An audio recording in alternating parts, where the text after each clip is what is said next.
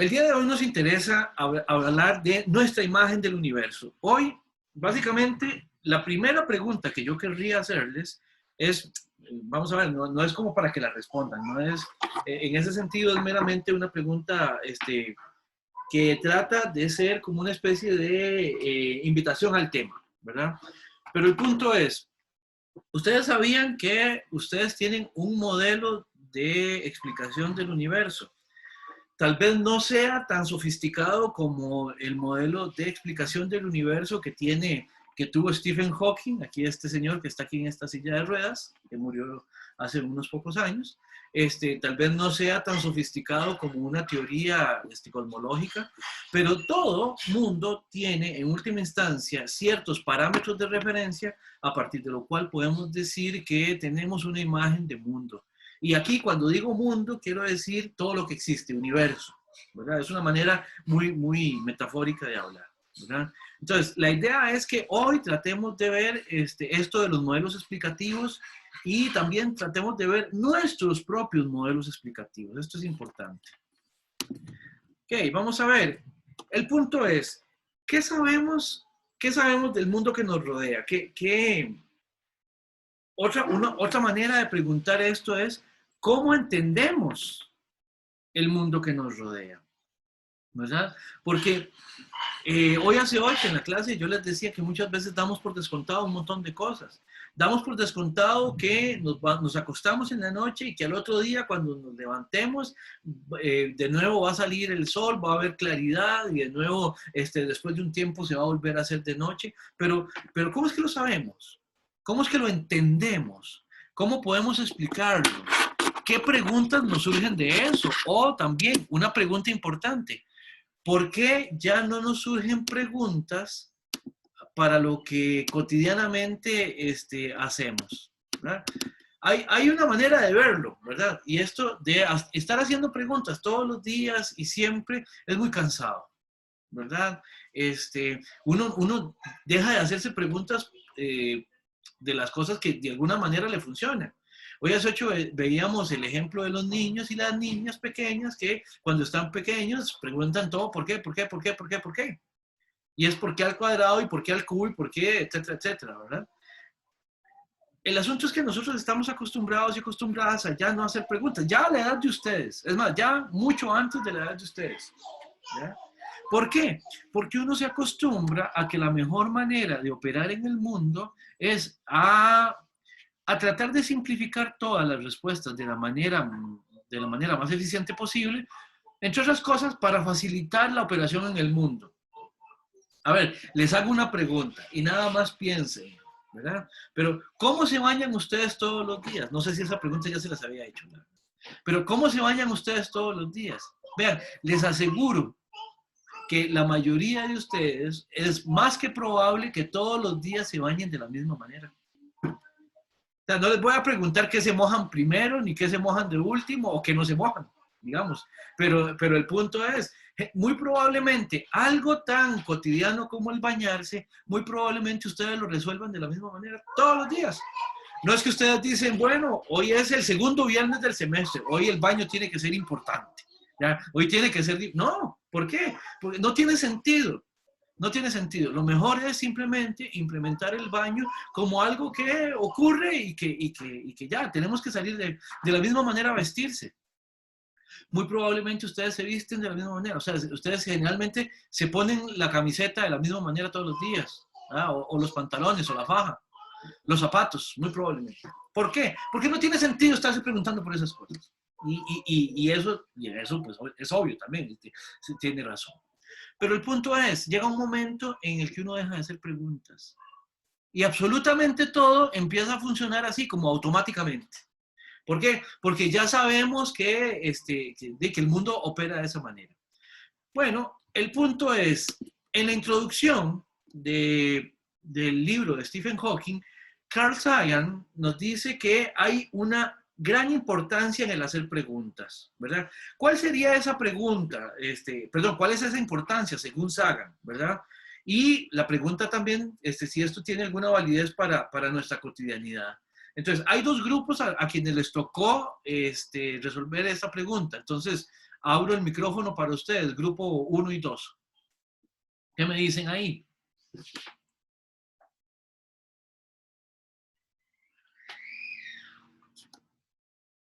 Aló, hola, hola, hola.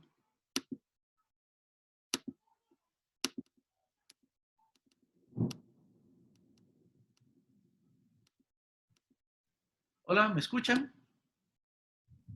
Sí, profe. Yo sí. Ok, ¿y los del grupo 1 y 2 me escuchan? Sí, profe. Ok, ok, ¿qué me pueden ayudar? ¿Con qué me pueden ayudar ustedes en esta pregunta?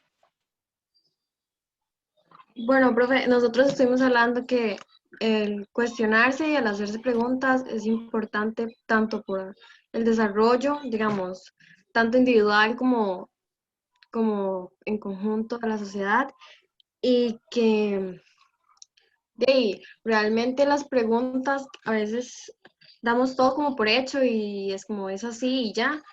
Y a diferencia de los chiquitos, nosotros no nos cuestionamos casi nada porque yo siento que es en parte porque cuando estamos pequeños nos, nos piden, preguntamos algo y obtenemos respuestas muy cerradas o incluso groseras y solo nos dicen porque sí. Entonces llega el punto donde creo que nosotros nos conformamos con saber que las cosas pasan porque sí y ya. Y eso es un problema, obviamente, ¿verdad? Sí. Muy bien, ¿el otro grupo? ¿Qué me podría ayudar? ¿Con qué me podría ayudar?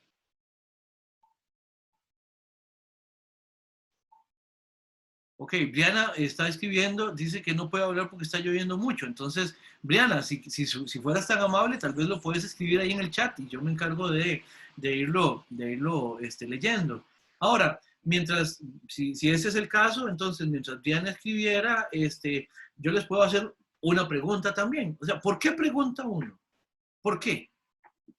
Vean que, bueno, en este caso yo estoy preguntando para facilitar la clase, ¿verdad? Es una herramienta. Pero en mi caso es una herramienta técnica, es casi que una herramienta profesional, digamos. O sea, se trata, en mi profesión se trata de que uno caiga mal haciendo preguntas. Algo así es lo que dice el título cuando uno se gradúa, ¿verdad? Pero el punto es,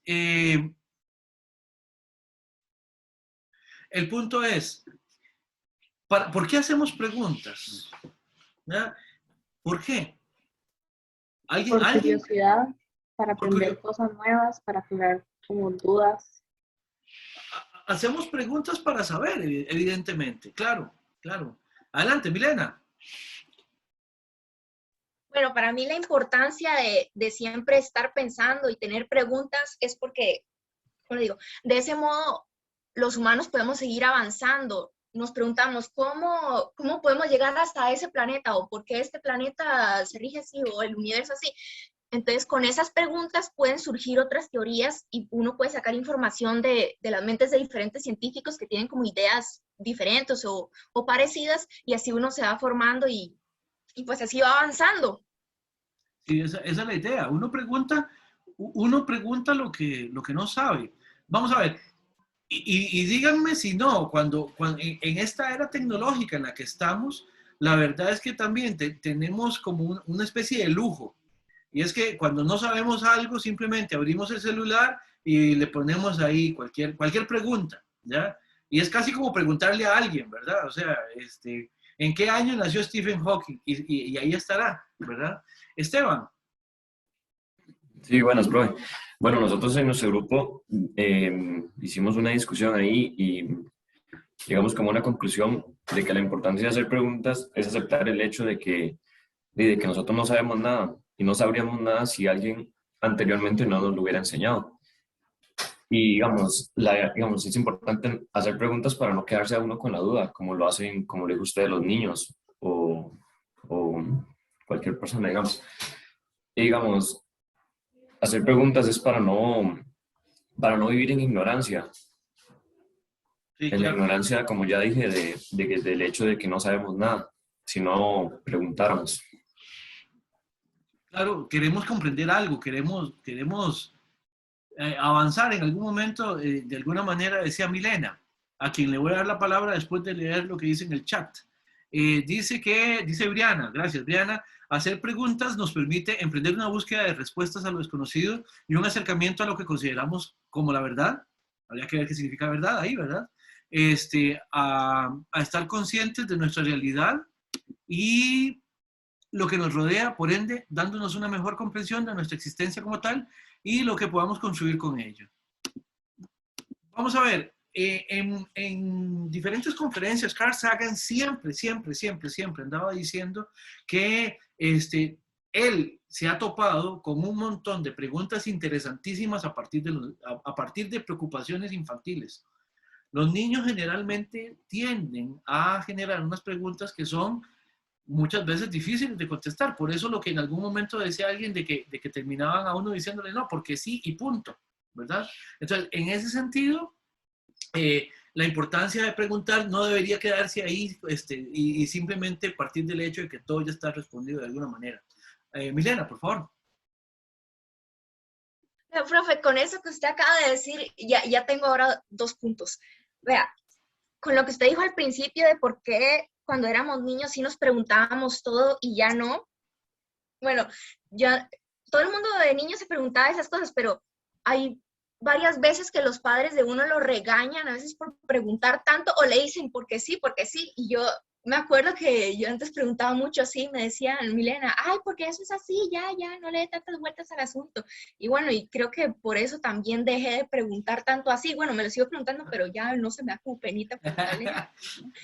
Y otra cosa que también tiene que ver de eso, de por qué ya no nos preguntamos tanto como antes, es porque ese tiempo que nosotros enfocábamos en hacernos preguntas, lo enfocamos en otras cosas como el estudio o el trabajo o jugar videojuegos, así cosas. Ese tiempo que teníamos de niños para preguntarle a nuestros padres ya lo usamos en otras cosas o nos preocupamos más en otras cosas.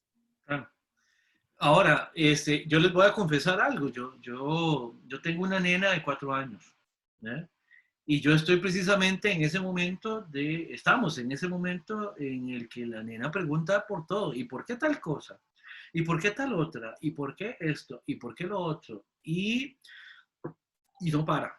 Y no para. Y el problema es que es muy fácil para uno como adulto perder la noción de la importancia que para uno tenía cuando niño, cuando niña, esas preguntas, ¿ya? Y uno como adulto, el problema es que como uno ya está muy en otra cosa, es fácil simplemente tratar de esquivar esa pregunta o perderle la paciencia a esa pregunta. Pero esas preguntas son fundamentales. Ahora, a mí lo que me interesa ahorita no es solo que le pongamos atención a los niños cuando preguntan, sino que nos preguntemos también nosotros por qué hemos dejado de preguntar. Y que empecemos a preguntar otra vez.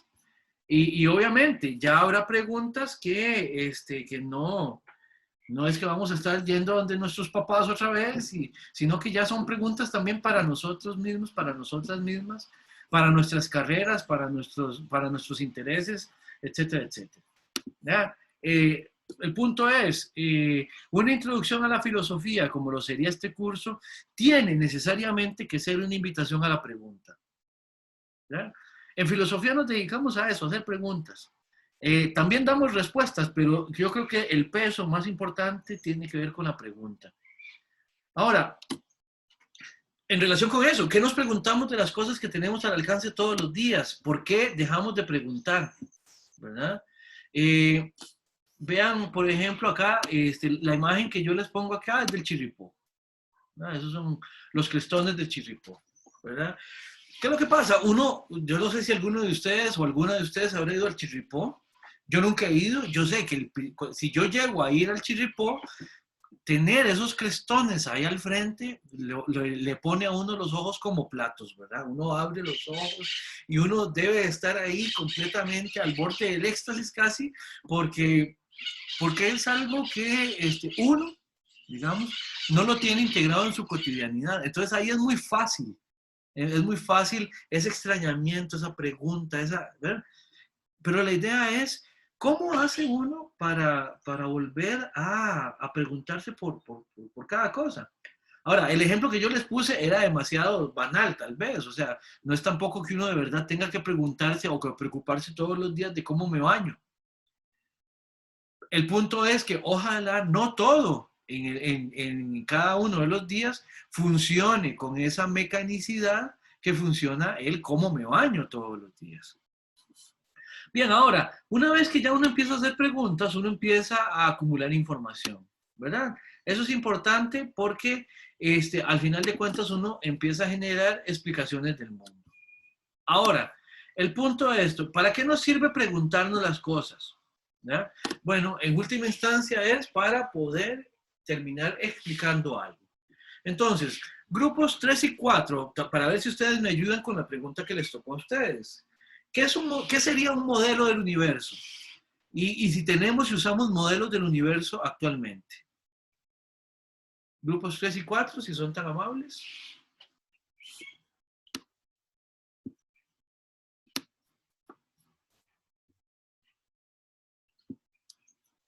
Grupo 3, 4, ¿me escuchan? No. Bien. Vamos a ver. ¿Qué sería un modelo? Un modelo, una representación modélica de algo. Profe, aunque yo no sea de este grupo, puedo al menos intentar Adelante. contestarlo. Ok.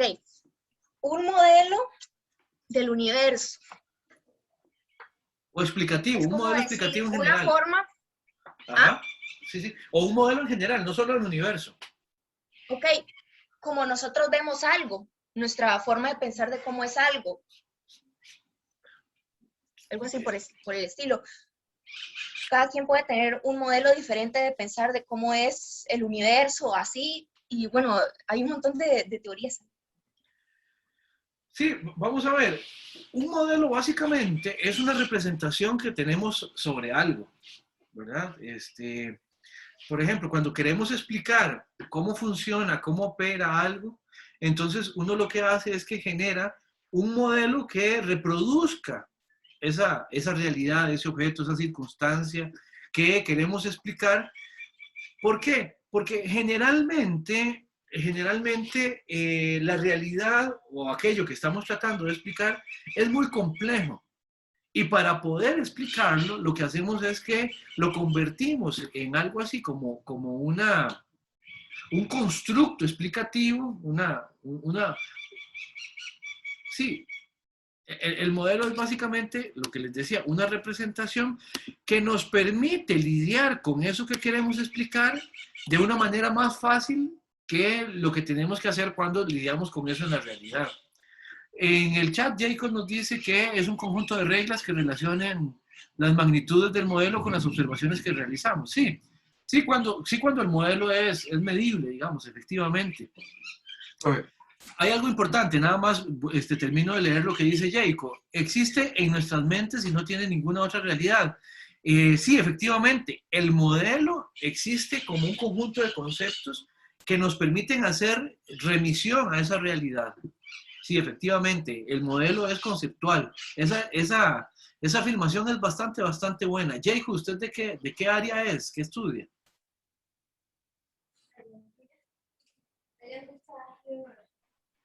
No escuché.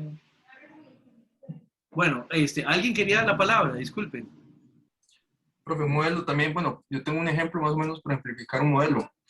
Digamos que nosotros tengamos una pared al frente y que no podamos ver lo que está más allá de esa pared, pero que sí podamos escuchar lo que sucede. Nosotros podemos construir un modelo partiendo de lo que se escucha, de lo que está pasando detrás de esa pared. Ajá. Es como una simplificación, digamos, que uno se hace para entender algo más allá. ¿Y por qué sería importante que sea una simplificación? Para poder interpretar los datos. De manera más simplificada. Sí. Efectivamente, de manera más simple, más manejable, más controlable, por decirlo de alguna manera. Y en este caso, predecir, que es para lo que se necesita en la ciencia, predecir, yo creo. Sí, ahora, modelos explicativos no son solo los científicos, ¿verdad? También hay modelos, en ese sentido, representacionales, que no son científicos, como por ejemplo, las artes podrían ser unas, las religiones podrían ser unos modelos explicativos también de la realidad, ¿verdad? Entonces, obviamente, además, cada modelo tiene sus propias pretensiones, ¿verdad?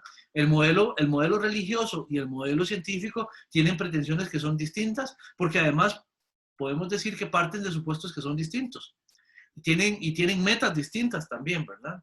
Entonces sí, vos lo estabas pensando muy científicamente y está muy bien, porque además el texto que leímos es de un científico de los más importantes del siglo pasado, pero no es solamente, los modelos explicativos no solamente son científicos, ¿verdad? Bien, vamos a ver acá. Profe, Dígame. permiso. También es que un modelo tiene que, para mí, o bueno, al menos yo lo entiendo, que va ligado a la época en que se hace, porque cuando se pensaba que la Tierra era el centro del universo, al menos para mí eso, bueno, era por falta de información y tener, no sé, un poco de ego subido al creer que somos el centro del universo. Entonces Ok, pienso que también va en relación a la época en la que se vive y según el ambiente social y avances tecnológicos y demás que se tengan. sí, perdón, es que yo no veo quién es el que está hablando, porque cuando comparto pantalla, entonces pierdo esa opción. ¿Quién estaba hablando? Me llamo Alan Hidalgo. Muy bien, Alan, vio las láminas que puse en la presentación. Precisamente eso que usted está mencionando estaba ya previsto. La clase pasada habíamos visto lo de las condiciones de posibilidad materiales, simbólicas e históricas. ¿Se acuerdan de eso? Sí, efectivamente, la información que nosotros tenemos y la interpretación que nosotros tenemos de nuestro lugar en el universo es crucial para generar esa representación. Ciertamente, una interpretación a propósito de que nosotros hayamos dicho en algún momento como especie que la Tierra era el centro del universo es precisamente por el lugar que también nos dábamos a nosotros dentro de ese universo que estábamos explicando. Sí, en ese sentido, el ser humano tiende a cierto narcisismo, ¿verdad? Y ahora, vamos a ser un poquito buenitos con nosotros mismos, en el sentido de que, vamos, nuestras explicaciones siempre, en última instancia, van a remitir al humano porque es lo que andamos puesto, digamos. Nuestro punto de vista solo puede ser humano. Hay artículos en filosofía, hay artículos muy interesantes a propósito de cómo será la percepción y cómo será la manera de representar de otros seres. Hay alguien que se hizo alguna vez la pregunta, y es un artículo muy famoso del siglo pasado, que decía que cómo se sentirá ser un vampiro.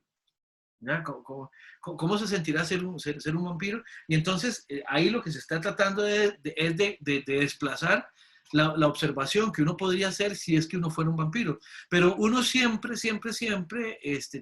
ve el mundo y hace modelos a partir de lo humano. Y por eso es que en ciertos modelos el humano, lo humano, aparece como central. Pero es una muy buena observación. Es una muy buena observación. Ahora, preguntas, y esto tiene que ver con la pregunta 3 que le tocó a los equipos 5 y 6. Los seres humanos nos explicamos lo que conocemos. Ahora, ¿cuáles son elementos importantes para ustedes explicarse el mundo? ¿A qué remiten ustedes cuando quieren explicarse el mundo? ¿Ya? No sé, ¿qué respondieron ahí? Adelante. Profe, también en la pregunta salía qué modelo del mundo nosotros elegimos y en eso nos basamos para hacer las leyes que tienen que regir. Ok, entonces puedo explicar un poquito. Adelante, por favor. Elegimos el multiverso. Okay. Y que lo elegimos porque, no es que abarca un montón de temas y es que es muy amplio. Entonces, todo, como le digo, ay, pero es que tenemos información. Vea, todo lo que uno se imagina que puede ser un universo, aunque no sea en este universo, en el multiverso hay un montón de universos. En alguno de esos puede pasar lo que yo estoy pensando. Entonces, todo es posible. Además, aquí pusimos en los dos elementos que nos parecen importantes, la ley de probabilidad de la mecánica cuántica, que si el tiempo es infinito, todas las probabilidades acaban cumpliéndose. ¿Y otra cosa? Porque las probabilidades son finitas. El paralelismo, que como hay tantos universos, puede también a la misma vez haber un montón de universos y también puede haber, o sea, nuestra propia persona puede existir en otro universo, pero puede que ella está haciendo otra cosa totalmente diferente a la que nosotros estamos haciendo. Sí, o sea, habría un universo donde Sanchito sería guapo, digamos, una cosa así por el estilo. ¿ya? Sí, Hasta sí, eso sí. sería O también posible. en el que usted, en lugar de estar aquí enseñando, usted está durmiendo o está haciendo otra cosa. Claro. O sea, puede ser otro objeto, otro animal, un animal o cualquier otra cosa, no exactamente una persona. De hecho, bueno, nosotros vimos aquí hay un ejemplo, bueno, dice, cada posible resultado del universo existe simultáneamente en otros universos. Por ejemplo, usted puede mirar, bueno, pues de su lámpara y ver que está encendida, pero al mismo tiempo hay una realidad separada y paralela donde la lámpara está apagada. Entonces, eso nos llamó mucho la atención y justamente estaban, bueno, yo estaba en el grupo en el que estaba Milena y Paula, si no me equivoco, ¿cómo se llama? Y cada una tenía sus ideas, entonces, por ejemplo, si usted las veía y las comparaba, no eran exactamente lo mismo, entonces llegamos al punto donde como o sea, hay tanta probabilidad de que todo suceda, digamos que ninguna teoría puede ser como tonta, o es decir, o ¿cómo se dice? Como No podemos descartar ninguna. exacto, Claro. exacto, eso es la cosa. Sí, sí, sí, a menos de que sea internamente contradictoria, digamos. Esa sería tal vez uno de los pocos criterios que sí se sostendrían, digamos. No puede ser que en un universo, por ejemplo, yo esté aquí y no esté aquí en este momento. Eso sería completamente contradictorio, sería absurdo, sería imposible. O no puede ser, al menos en ese universo, habría que ver si hay otro en el que sí, hay ciertas imposibilidades dentro de las reglas de cada uno. Por ejemplo, en nuestro universo no es posible que yo esté aquí y que esté también en otro lugar. La ubicuidad no es un rasgo posible, por lo menos en nuestra forma de explicación y en nuestro nivel de existencia. A veces con esto de la mecánica cuántica, esto de que hay partículas que pueden estar en dos lugares a la vez, eso ya empieza a tener un poco de complicaciones, en las cuales no me voy a meter porque soy básicamente un ignorante a propósito de eso, pero es algo que uno escucha por ahí. Profe, de hecho, así como un ejemplo sobre eso de los universos paralelos, es esa serie que está en Netflix, Stranger Things, Stranger que Things, sí. es como un universo paralelo, pero usted ve, los personajes no están en los dos universos al mismo tiempo, sino que está como, o sea, bueno, algunos pueden pasarse al otro universo, pero no es que los dos están en el mismo universo haciendo cosas diferentes. Claro. Igual claro. es como, no sé, muy complejo. Y esto por eso es que también es muy explotado en ciencia ficción, por ejemplo. Perdón, Anthony tiene la mano levantada, no sé hace cuánto. Es que el programa no me lo está indicando y como les digo yo pierdo de vista a todo mundo porque son muchos cuadritos.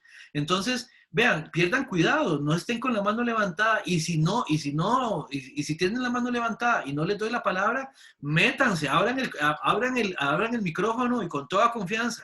Anthony, por favor. ¡Profe! Sí, escuchemos a Anthony y después Milena, ¿está bien? Profe, nosotros, el grupo 5, Sí. en lo que eran los elementos que uno considera importante para la imagen del mundo, escogimos lo que es el tiempo. Ah, muy bien.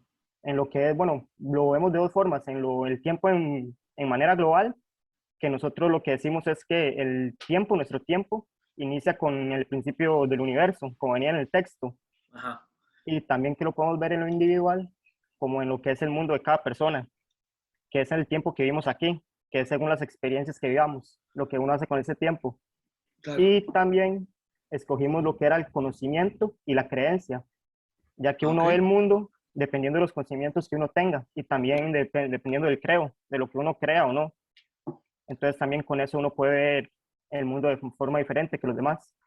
Es correcto, es correcto. Hay un...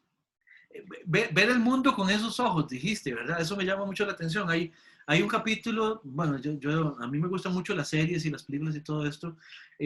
No sé si ustedes habrán visto la serie animada de los Hombres X. Eso es de los 90. Ya, todavía se consigue en internet. Ahí hay un capítulo muy bonito que tiene que ver con esto, de lo que se conoce del mundo y con la creencia. Es un capítulo donde los personajes importantes que participan ahí son Titania, Nightcrawler y Gepardo. Y el asunto es que lo interesante es que en algún momento Nightcrawler le dice a Gepardo que intente ver el mundo con otros ojos para que pueda darle ciertas explicaciones y para que pueda reconciliarse con ciertas preocupaciones que él tiene a lo largo de su vida, ¿verdad? Gepardo es un personaje muy atribulado, ¿verdad? Y en ese capítulo específico, lo que combinan mucho es la creencia o mejor dicho, explotan mucho eso de la creencia como una manera de tener voy a decirlo con las palabras que hemos visto hoy, la creencia como una herramienta para generar un modelo representacional de mundo. O sea, Nightcrawler, más o menos lo que le decía Gepard en ese capítulo es, vea, ábrase a las posibilidades de tener otro modelo representacional de mundo que el que usted ha tenido siempre. ¿Verdad? Y eso ayuda porque de pronto ciertas preguntas que uno tiene pueden empezar a tener o bien otras respuestas, o bien las respuestas que teníamos antes se enriquecen, o bien incluso uno puede generar otras preguntas. Eso es interesante. Milena, ¿ibas a decir algo? Profe, ¿me pueden escuchar? Es que está como lloviendo, pero sí me escuchan. Sí. Ok. Hablando del tema de los multiversos, también cada universo puede tener sus propias leyes que lo puedan regir.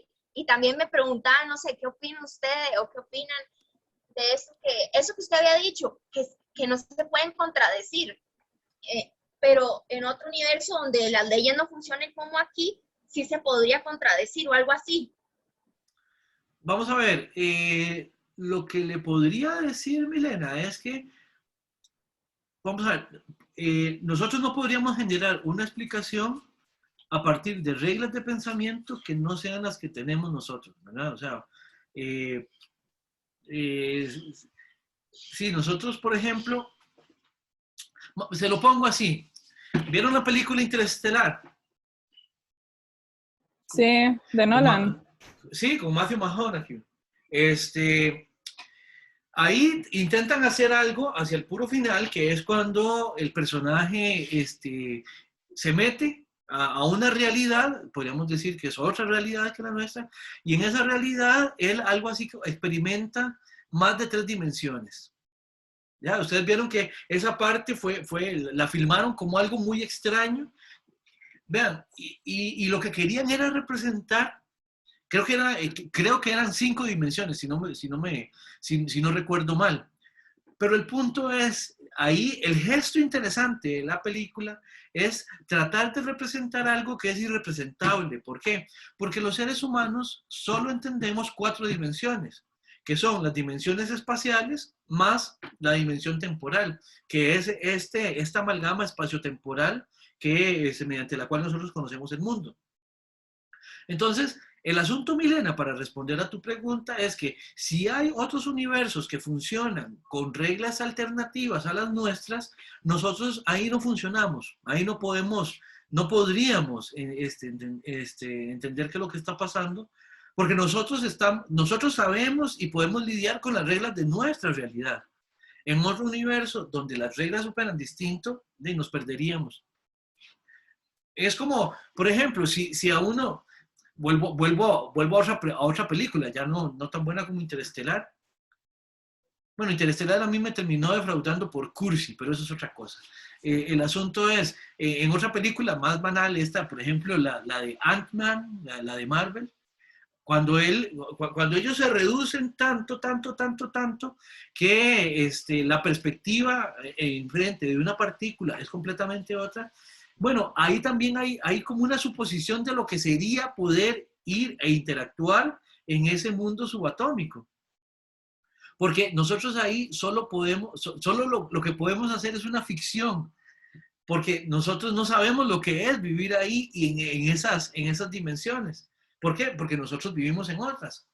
Se los pongo así, o sea, yo estoy sentado en una silla que me sostiene, ¿ya? Pero a nivel muy microscópico, ¿ya? Esta silla es más vacío que sólida. ¿Por qué? Porque la distancia entre las partículas, las distancias atómicas entre las partículas subatómicas que hay entre ellas, deja en medio un montón de espacio vacío, sostenido por fuerzas electromagnéticas. Ahora, ya yo estoy existiendo a un nivel tal que una silla me sostiene. ¿Por qué? Porque el que la silla sea mayoritariamente vacío no afecta mi forma de existir con ella. Y porque es imposible que mis moléculas se sincronicen, por así decirlo, con las de la silla, como para que yo simplemente la traspase como si yo fuera un fantasma o como si la silla fuera fantasmagórica. Entonces, por eso es que yo me puedo sentar en una silla. Entonces, ahí donde hay reglas alternativas de existencia, nosotros no podemos entender o hacer preguntas. ¿Por qué? Porque es una realidad completamente distinta. Ahora, ¿es posible? Es posible. Pero es simplemente eso, es pura posibilidad. No sé si alguien tiene alguna pregunta o algún comentario. Si no, entonces podemos seguir como para ir viendo también lo de la pregunta 4, ¿verdad? Las teorías físicas, en ese caso los modelos también, podemos decirlo, son siempre provisionales, ¿verdad? ¿Cuál es la importancia de que esto sea así, hipotético y provisional? Grupos 7 y 8.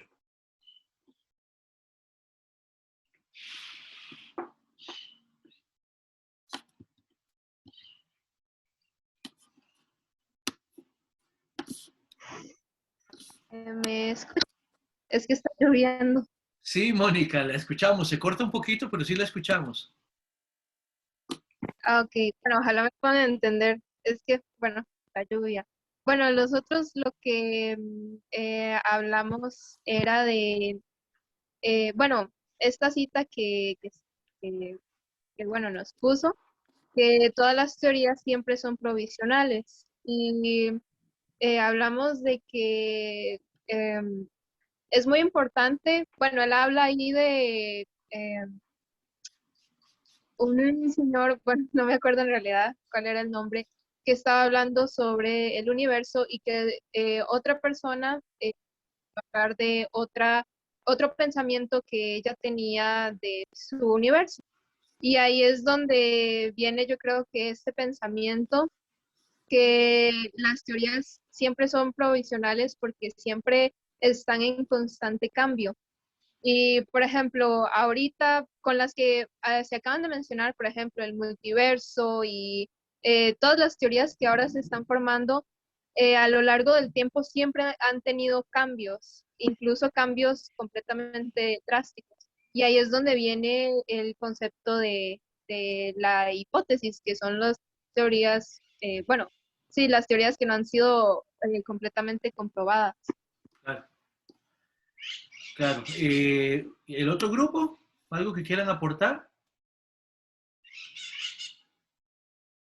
Vean, aquí les tengo una imagen en la presentación. Esto es algo así como mis hombres X de verdad, o sea, ya mis superhéroes intelectuales, ¿verdad? Bueno, ahí está Stephen Hawking, que es el que escribió el texto que vimos hoy. Aquí está Darwin, aquí está Jane Goodall y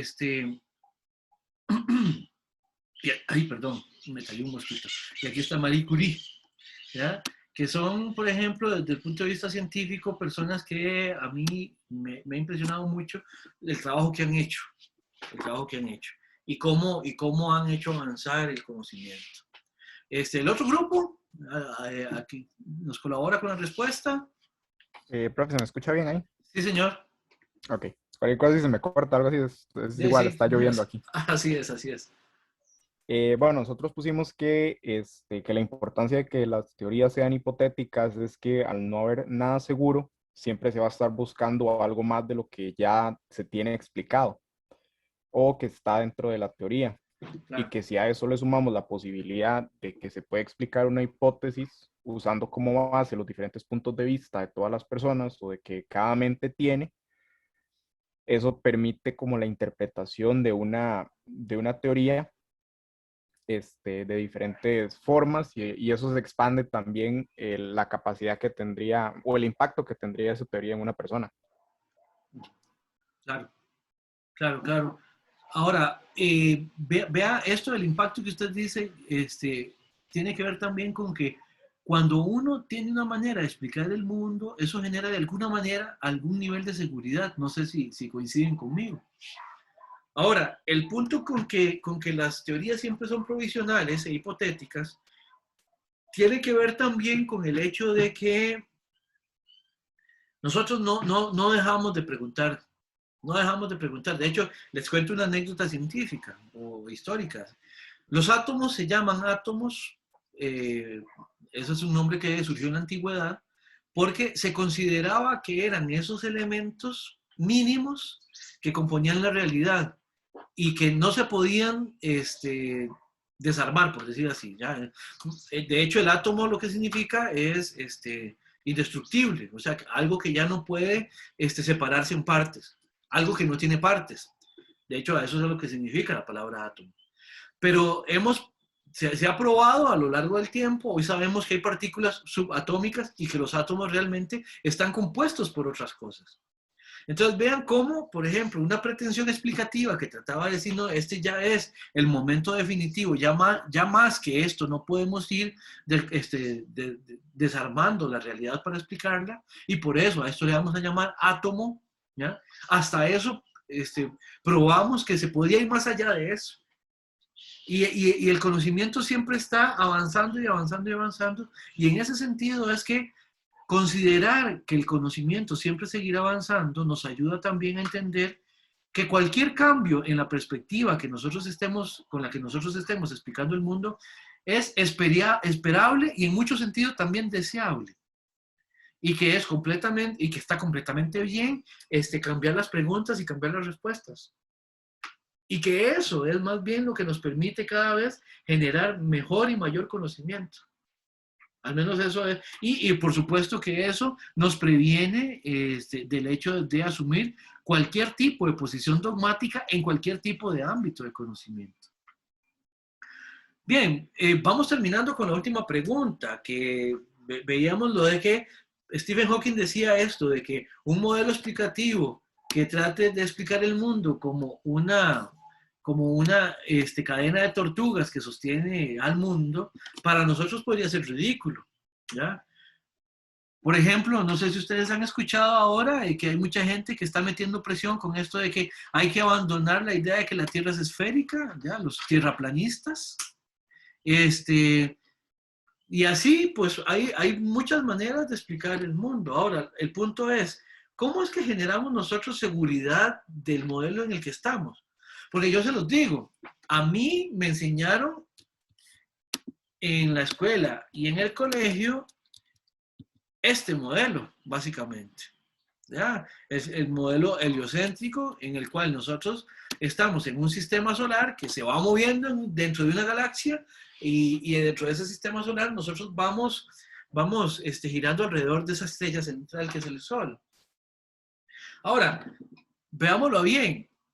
Intuitivamente, si depende de lo que yo veo, de lo que yo he observado y de lo que yo sé manejar, o sea, yo no sé manejar instrumental científico, ni hacer observaciones científicas, porque no me dedico a eso. Si dependiera solamente de lo que yo observo, yo tendría que decir que realmente lo que se mueve es el Sol y no la Tierra. ¿Por qué?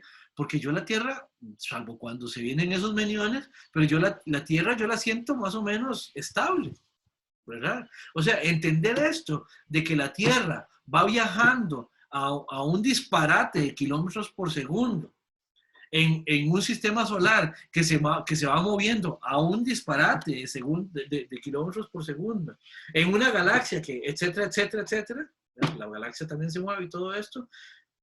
O sea, si yo dependiera solamente de mi intuición, yo diría, bueno, a mí eso me lo explicaron y digamos que yo lo entiendo, pero no es lo que yo observo. Ahora, con esto no estoy diciendo que es que no le crea, por decirlo de alguna manera, a la explicación científica, ¿no? Yo sí la refrendo. Pero el punto es, ¿cuáles son las bases para estar seguros de lo que estamos seguros o seguras? Entonces, grupos 9 y 10, por favor.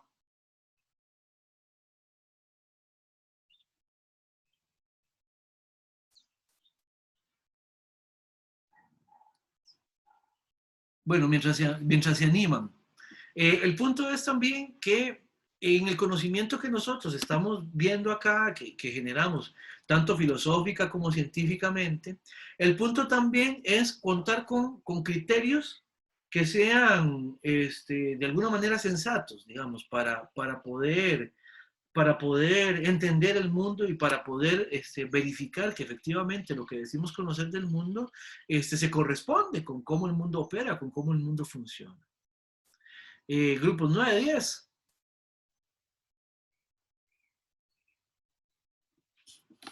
Vamos a ver si están respondiendo por el chat, ¿no? ¿No? Profe, bueno, nosotros somos el grupo 10. Adelante. Básicamente nosotros dimos como respuesta bueno, es que en sí la pregunta era como que podemos tener, o sea, pueden tener ustedes mayor seguridad que quienes expliquen el universo como una torre de tortugas.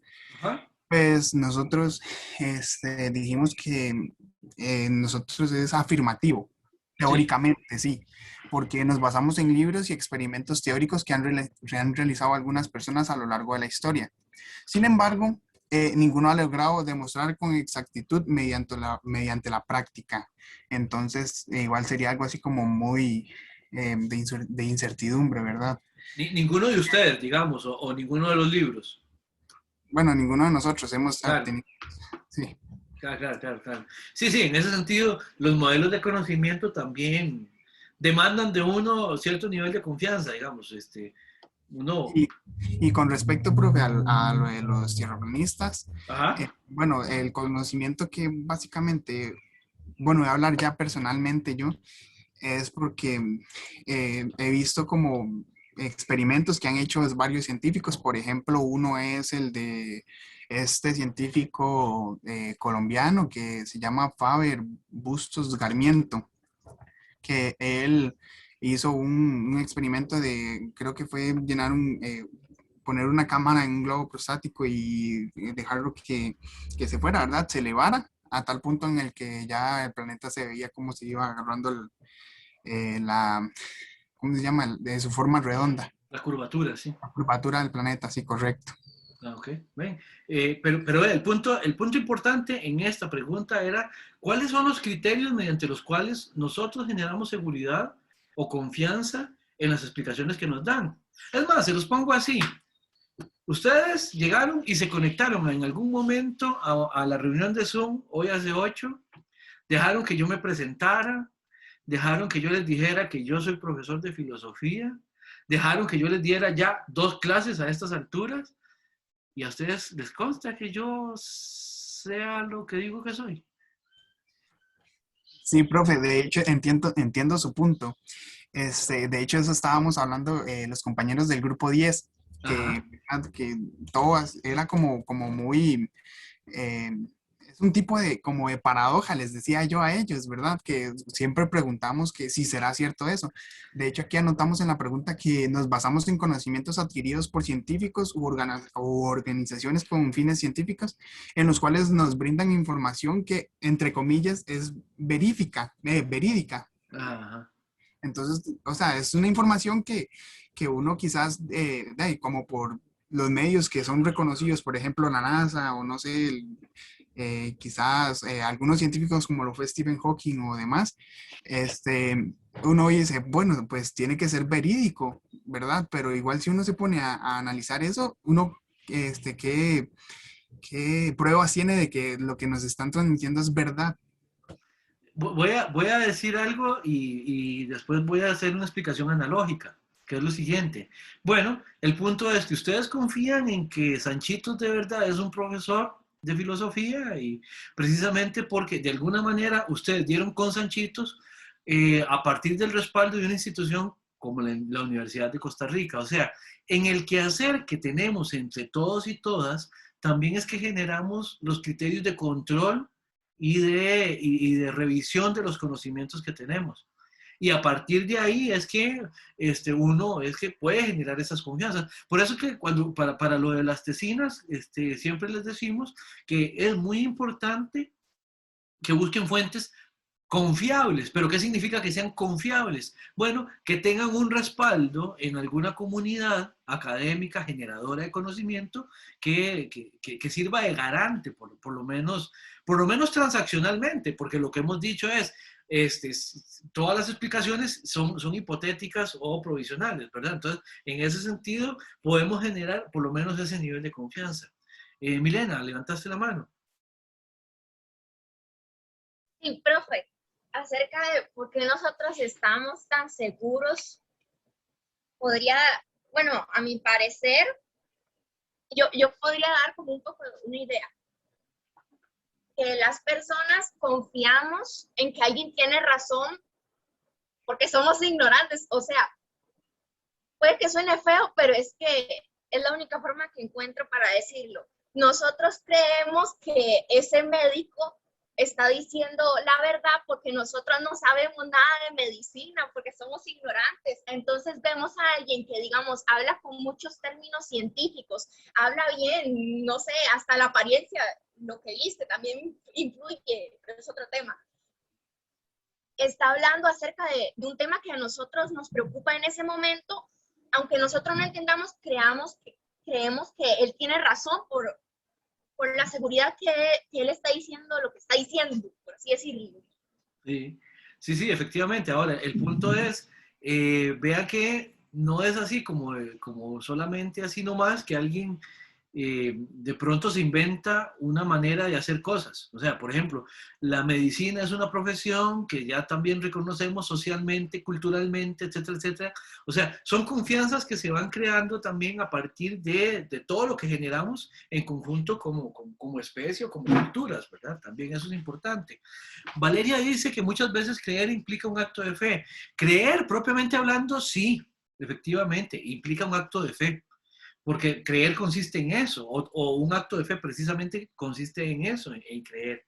Ahora, el asunto es si aquello que decimos conocer, o sea, si el conocimiento y la creencia, que ambos son posibilidades representacionales del universo o de la realidad, habría que ver si operan de la misma manera y si sirven para lo mismo.